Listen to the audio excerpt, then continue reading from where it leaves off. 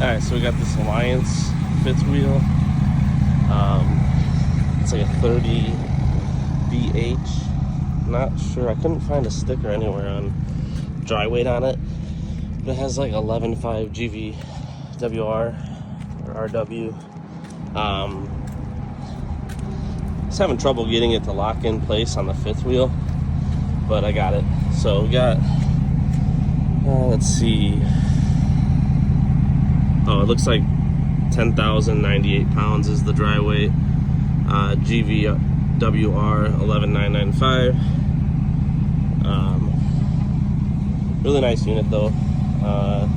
Took out the front jacks so they don't scrape, put them in the storage. But everything's hooked up the way it's supposed to be. Got it all in there. Got my breakaway cable, everything. So I'm gonna go ahead and get the plate put on and get out of here. Okay, so I got this Alliance fifth wheel hooked up. It's like 33 feet long, just over 10,000 pounds. So not a huge fifth wheel, but I was having trouble getting the pin to lock in to my fifth wheel. I'm not sure why, because I didn't have that issue the first fifth wheel. Like, it would get in. The first time I had it like high pinned, so it was around the neck of it, like the thicker spot. So I adjusted the level of the unit a little bit, and I got it where it needed, but it just would not lock in all the way. I might just have to like grease up the locking mechanism on my fifth wheel hitch. So because once I got it close, I was able to pound it into place and get it to snap in. But the first time it just like set in and locked the way it was supposed to. It's like an auto locking mechanism. So like as soon as it sets in, the handle pulls in and locks around it, and then you put a pin through it. First fifth wheel did it perfectly. This one, I just could not get it to lock in like that. It took me forever to get this thing hooked up, but got it. It's on the way. I really like Alliance. I'll say that they, as far as like facility wise, they have the nicest facility. Like, where you go in and get the paperwork, super nice, everybody's friendly. The parking lot's completely paved. It's not like a ton of units, so it's pretty easy to find what you're looking for. It's only the second time I've been there, so far I haven't found any units with like damage on it, or anything I had to mark up. That would be the only downside I'd say to Alliance, and it's similar to Jayco, where like you kind of grab your paperwork, and then if you end up finding an issue, you're gonna have to go back to the office and let them know. But whereas like with Coachmen, you're signing it out after you have the unit and you leave, and you're checking through security. So like that system's pretty nice. But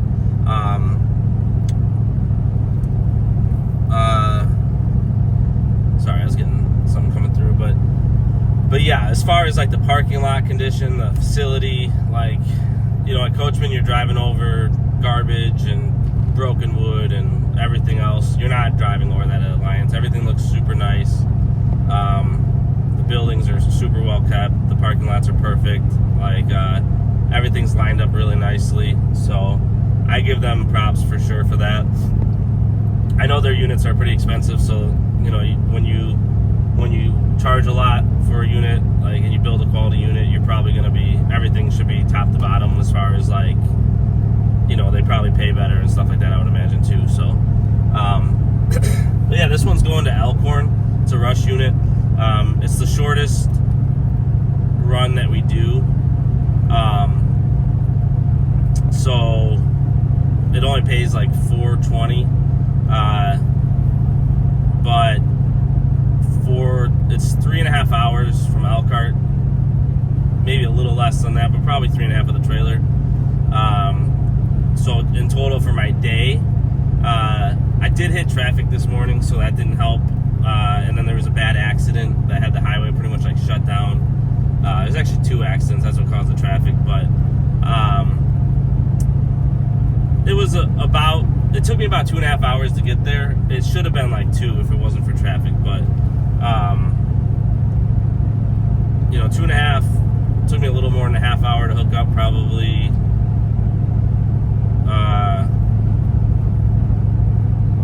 yeah, a little bit get there at like 11:40, so probably more like 45 minutes to hook up.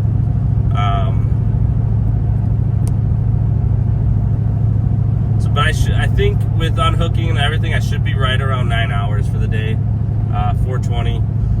Hoping to get decent fuel mileage with this fifth wheel like I did on the last fifth wheel. I had 85% fuel when I got to Elkhart, so I've been on the road for a little bit. I got 80%, no problem making it up to southern Wisconsin where I got to go to drop this in Elkhorn, Wisconsin. That's a little confusing. Elkhart, Indiana pickup, Elkhorn, Wisconsin drop off. But I'll probably top off up there because it's going to be cheaper than anything in Indiana or Illinois. So I'll probably top off before I leave.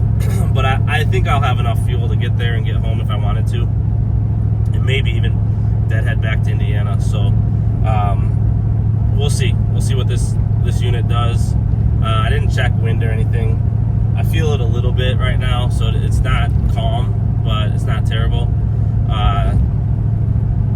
Pulls good. It did sag my truck a little bit.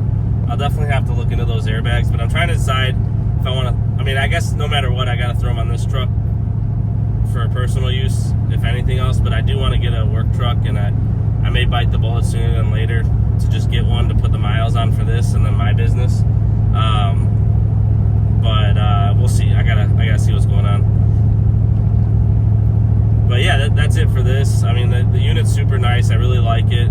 I didn't go inside because I didn't want to run the slide out or anything. But just walking around the unit, like it's a really nice setup. It's got the hitch in the back, so like if you want to put a bike rack on the back, or maybe it's got a 4-prong connector, so it's set up to tow like a small trailer or something.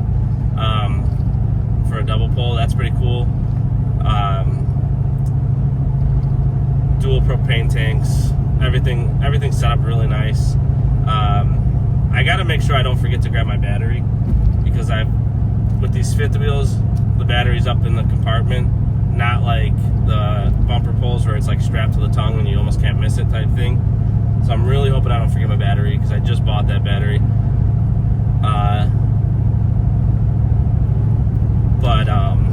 Yeah, so I'll have to remember to get the battery. And then once again, I started to pull out and I forgot to put the license plate on, forgot to put the DOT tags on my windows, just because I'm just so focused on making sure the fifth wheel gets hooked up right. But I noticed before I got out of the parking lot, I pulled over, got it all set up. And then once I was about to get on the highway, I pulled over one more time just to check the fifth wheel, make sure everything was good before I got up on the highway and highway speeds. So everything was still good. Something I meant to mention and I totally forgot what I was gonna say. Oh, I got a box that's. I guess it can't go anywhere. I have my trailer jack. Not my trailer jack. My floor jack that I keep in the bed of the truck. And because of the wind that catches with these fifth wheels into the bed of the truck, it ripped the top of the box off, and it's kind of moving around back there, but it looks like it jammed itself in between the bed and the fifth wheel. So I'll probably just leave it for right now, and then I'll stop when it's safe to stop. But I'm gonna have to figure out something with that, because the way I usually keep my stuff, like my tools and stuff, it's all like in bins, in boxes, and I strap it to the front of the truck so it can't move around. But obviously that wind's getting in there and sucking up underneath the boxes.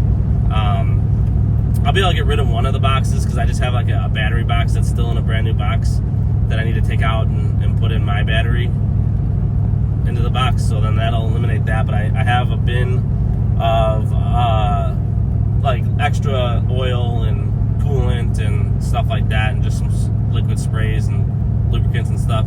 And then I have a bin of just like straps and extra pair of boots for myself, and my extra hitches in there and stuff like that. And then I have the jack, the floor jack. I have it like in its original box, just set back in the way it came. I'll have to find a better way. Maybe I'll get another like tote to put that in, so that it can't blow away. Because I ripped the top of the box off, and it's just like jammed itself up underneath the camper and the truck. It's not going to do any damage. It's just a box, but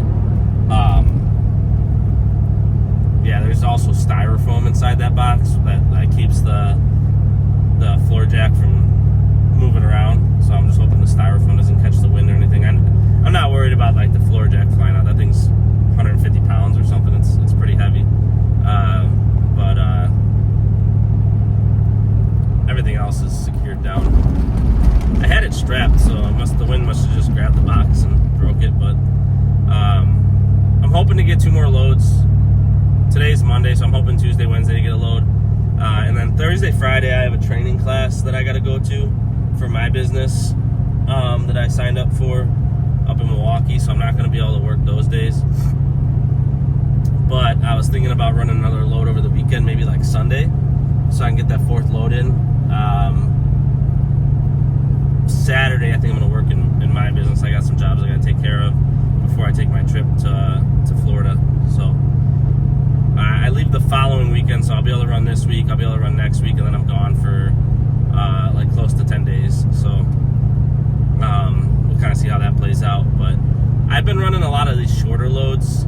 Like last week was a couple Sheboygans, Madison, Sterling. Sterling only pays like $470, Madison was $560, then Sheboygan's $570. And then this one's only like $420. So I've been getting a lot of these like shorter runs, which are fine. It's nice to get home a little earlier. It's just hard to like get that gross income up. So starting this week with like, I like to get like 1 load at least that's like up near Green Bay that pays, say, $700. It just really helps out the week. But like I said, it kind of stinks because you're running longer days that way, but at the same time it does pay better. So you gotta give and take type thing. When I was in Elkhart, I did see another YouTuber. I cannot remember. I think her name is Deb. I can't remember what her YouTube channel is, but I saw her. She has that blue 5500. I think it's a 5500 Ram single cab, and I was like, man, I know that truck. I remember seeing it, and as I came by, I saw it was her. So that's kind of cool. When there's so many transporters, you don't realize how many RV transporters there are until you drive into like Elkhart or Middlebury or whatever, and you start just seeing trucks everywhere. And a lot of times you don't see the same trucks over and over again, or at least I don't. But then every once in a while you'll see one that like somebody you know. You don't know, but you've seen their videos or whatever. But the YouTubers are just like a small portion of what's actually out there, is kind of what I was getting at. So when you do see somebody that you recognize, it's kind of cool. I've seen like some of the same drivers more than once. Like there's a guy that I seen, I can't remember where I saw him the first time, but we stopped, got out and talked because the gate was all locked up. That we were waiting, it was frozen, so we were waiting for the maintenance guys to come open it up, and so we sat there and kind of talked for a little bit, and then I saw him again like a week later at Jayco, so that was pretty cool. But otherwise, I really don't see a lot of the same drivers. Part of that could be that I'm picking up at different times a lot. Like today I had to drive my daughter to school, so I got like a late start. I didn't leave by me until like 8:15 in the morning. I usually try to get out between like 5 and 7 at the latest. So I'm sure there's guys that have a more set routine that they do. If you're on that routine or that schedule, you would probably see a lot of the same people more, but I don't see a lot of the same people. But that's a big bump. This thing, I gotta be careful because it does pull nice. I realized, I looked down and I was doing over 70, so I gotta set that cruise so that I don't end up going too fast. I try not to go over 70 when pulling a trailer. 65, 70. If it's really windy, I'll drop it down to like 60. When it was like 50 mile an hour winds, I was probably doing like 55, just trying to keep it straight. But yeah, we'll see. I should be getting a couple more loads. Don't know where they're going yet. Gonna be a really busy week with the loads, the training, and then working on the weekends. It's gonna be a long week, but I got a vacation coming up, so try to hustle as much as I can from now until the time I leave for Florida, so I can just relax on vacation. Thinking about possibly buying a trailer setup or even like a truck when I get out to Florida, but I gotta keep looking at that. All right, I got that fifth wheel delivered. got it there just in time because the wind really kicked up. Like even just without a trailer right now is blowing my truck around. I saw it got up to like close to 40 mile an hour winds, 39 I think is what I saw. But it didn't really start getting windy until like the last 20-25 minutes of the drive, so it wasn't too bad. Dealt with it for, like I said, the last 25 minutes or so, and then I got that thing delivered. But I'm glad I got it delivered when I did, because it wasn't bad the whole trip, and then now it's really bad. But doesn't look like it's supposed to be windy tomorrow. I am supposed to be getting a load for tomorrow and Wednesday. I haven't got them yet, so but I should be getting something.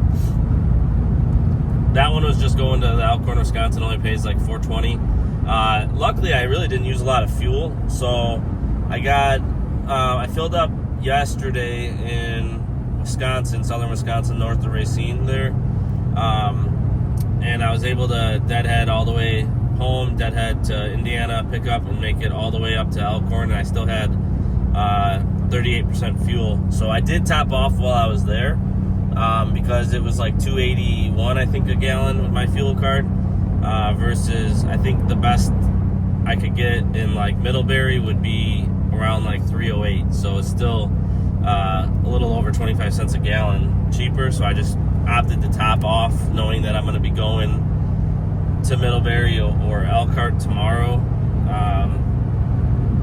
so I save a little bit on fuel. I should still showing 100%. I'm only like 20 miles from home, so I'll definitely have enough to get to Middlebury and back into Wisconsin, assuming that's where I'm going tomorrow, or even if I'm headed out to like Sterling area, I'll be able to make it probably all the way there. It doesn't show that it's supposed to be windy tomorrow, so that's good. I do believe later in the week, like maybe Tuesday night to Thursday sometime, they're calling for a snowstorm in Wisconsin. So I'm not sure how that'll affect tomorrow. I don't think it'll affect tomorrow. I'm thinking it's going to roll in later than when I would be out there, but it might affect Wednesday.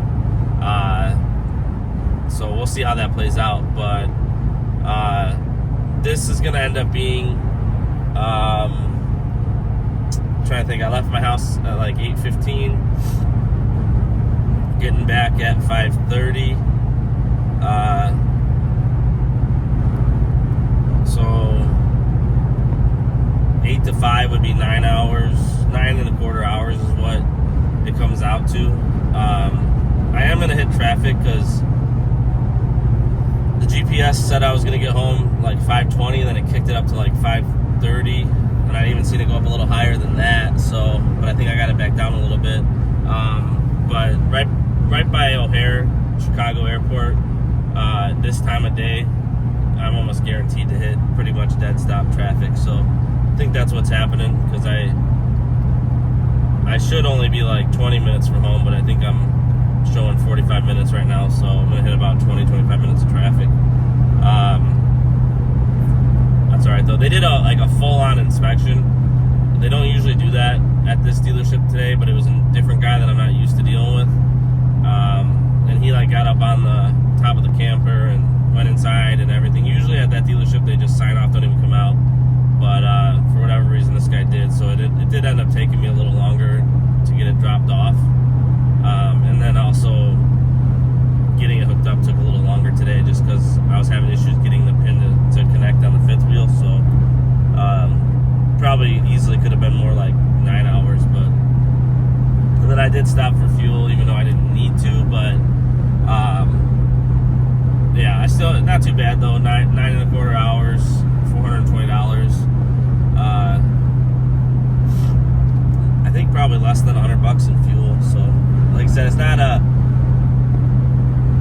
a lot of money, but not too bad for a short run. I was thinking about it, and for me, I would actually be better off, rather than doing like one of these Elkhorn jobs, I'd be better off doing the Sterling, Illinois, because it's closer to my house to get home. So my deadhead is less after dropping it off, even though the dealership is a little bit more miles. So I think it's like a half hour further from, say, Elkhart to go to Sterling, Illinois than it is to go to Elkhorn, Wisconsin.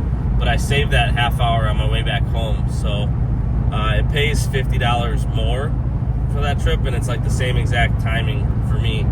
So in the future, if I ever have the choice between like Elkhorn or Sterling, I'm better off going with the Sterling due to my deadhead home saving me the time that it would add. So just something I'm going to keep in mind in the future. If I ever get the choice between the two, I'm better off with the Sterling. The only thing that the Sterling is, you deal with some wind usually going out towards like Rockford, Illinois, but I dealt with a little bit anyway today, so it is what it is.